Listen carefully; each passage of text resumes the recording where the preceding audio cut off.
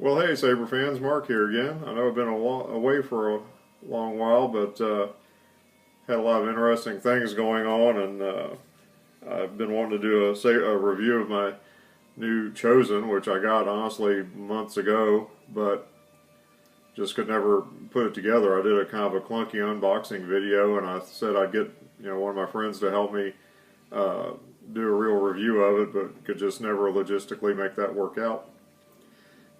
So here it is, Saberforge Chosen, apprentice level saber. It's the V2 weathered model.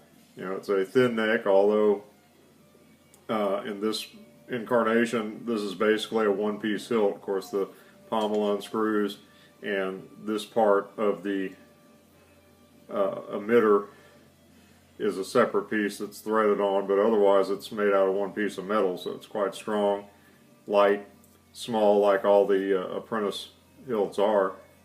About 10 3/4 inches long overall, 1 3/8 or so diameter, like most apprentice hilts are. A little bit bigger here, a little bit bigger around the knobs on the thing. Nicely made piece. I like it. It's actually become kind of the primary saber of my young apprentice, Darth Mars. But it's got a couple of nice features. Like I said, it is the thin neck. It has the LED down in the body like the other thin necks do, and uses the same system to retain the blade. So you need the blades that have the film cut up in them for the thin neck. One thing this saber came with I thought was cool was that the grill in the pommel was already painted black, which is something I usually do for my weathered sabers. Just a nice little added detail. A couple of people were interested in comparing this in size to the actual Prodigal Son, which I can do. Here it is, and the Prodigal is about 11.5 inches long overall, and 1.5 inches diameter through the body, and a little bigger, of course, at the emitter and the knobs on the back. And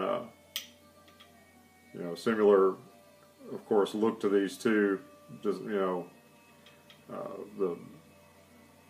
Chosen is a mimic of this in some ways, although the less expensive apprentice level saber. It's, as the apprentice sabers go, one of the bigger ones. It's a little bit longer, same diameter than like this consular, which is about 10 inches long. And I got this in blood orange, which I think is a new blood orange color, perhaps. It is much deeper than this consular, which is supposed to be blood orange. It's the only orange they offered at the time. And here is